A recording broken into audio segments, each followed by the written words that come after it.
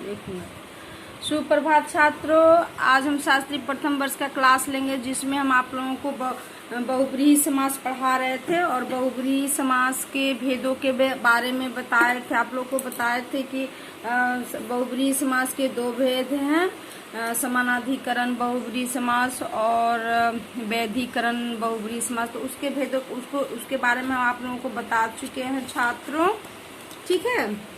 आगे हम बहुब्रीहि के और भी बहुत सारे भेद है जिसके बारे में कल हम बताए थे। सबहुब्रीहि, जिसमें आप लोगों को बताए थे कि जिस समास के पूर्व पद में सह होता है उसे तुल्य योग या सह बहुब्रीहि कहते हैं। यानी समास होने पर सह का केवल स रह जाता है। जब हम सह बहुब्रीहि में क्या, सह मतलब साथ होना है ना, सह का अर्थ होता है साथ।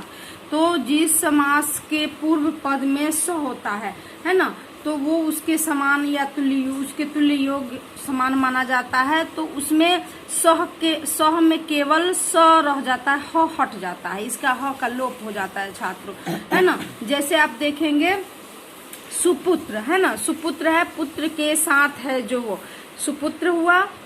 सपरिवार, परिवार के साथ है जो वो सपत्नीक, पत्नी के साथ। सपत्नी, पत्नी के साथ। सदेह, देह के साथ। सकर्मक, कर्म के साथ।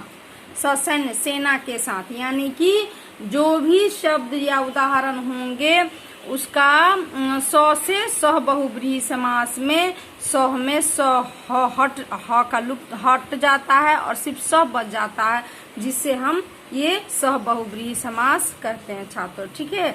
अगला है व्यतिधर बहुब्रीहि, है ना। व्यतिधर बहुब्रीहि, जिस समास से घात प्रतिघात सूचित होता है उसे व्यतिहार, धार नहीं हार, व्यतिहार बहुब्रीहि समास से कहते हैं छात्र। व्यतिहार होगा, यहाँ गलती से बोला गया, ठीक है। व्यतिहार बहुब्रीहि समास कहते हैं। घात प्रतिघात का अर्थ क्या होता है, एक दूसरे से लड़ना झगड़ना, है ना। तो जिसमें एक दो व्यक्तियों के बीच लड़ने झगड़ने की जो बात होती है, घात एक दूसरे को पहुंचाने की, चोट पहुंचाने की, उसी को हम कहते हैं घात प्रतिघात। यानी कि जिस समास, जिन शब्दों से ये, जिन पदों से ये हमें स्पष्ट हो कि उसमें घात प्रतिघात पता चले, उसे हम व्यतिहार बहुब्रीहि समास कहते हैं। जैसे केशा केशी, है ना, केस पकड़कर की गई लड़ाई। देखते हैं ना, गांव देहात में महिलाओं के बीच लड़ाई झगड़ा जो होता है तो क्या करती हैं, उसको हम लोग बोलचाल की भाषा में कहते हैं झोटा झोटी करी, झोटा एक दूसरे को पकड़, यानी कि बाल को पकड़कर लड़ाई करने को केसा केसी कहते हैं। बाता बाती, किसी को बात बात से भी लड़ाई होती है, कोई बात किसी टॉपिक पे बात छिड़ गई और उसके बाद से बातों बातों में लड़ाई होती है, उसको कहेंगे बाता बाती। इसी को कहते हैं छात्रों घात प्रतिघात, ठीक है। मुक्का मुक्की, यानी घुसा घुसी, मुक्का मुक्की से जो लड़ाई होती है उसको हम लोग कहेंगे मुक्का मुक्की।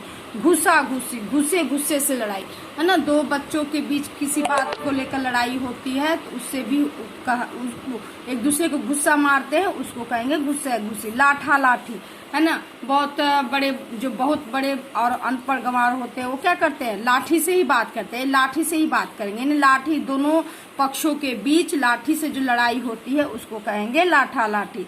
उसके बाद खींचातानी, है ना, एक दूसरे को शरीर को पकड़ कर खींचातानी करते हैं ना, उसी को कहेंगे हम खींचातानी। ये सारे जो उदाहरण है छात्रों, घात प्रतिघात, इसमें क्या हो रहा है, स्पष्ट हो रहा है। इसी को व्यतिहार बहुब्रीहि कहते हैं। कहा सुनी, है ना, कहा ना, कोई बात छिड़ गई उसमें कहा सुनी हो गई, उससे भी।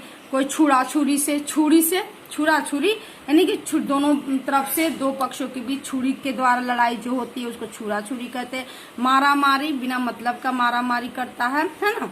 दंडा दंडी, दंड देकर होता है, उसको भी हम घात प्रतिघात ही उससे सूचित हो रहा है, उससे हम व्यतिहार बहुब्रीहि समास छात्रों कहते हैं। अगला है मध्यम पद लोपी समास। मध्यम पद लोपी समास, जिस समास में बीच का पद लुप्त रहता है, यानी कि दो पद है ना, दो पदों के बीच में जो बीच में जो पद लुप्त हो जाता है उसको क्या कहेंगे, मध्यम पद लोपी। जैसे मृग नयनी, है ना, मृग नैनी, मृग नैनी किसको कहते हैं? हरिण को कहते हैं। हरिण की आंखों के समान है आंखें जिस स्त्री की वो।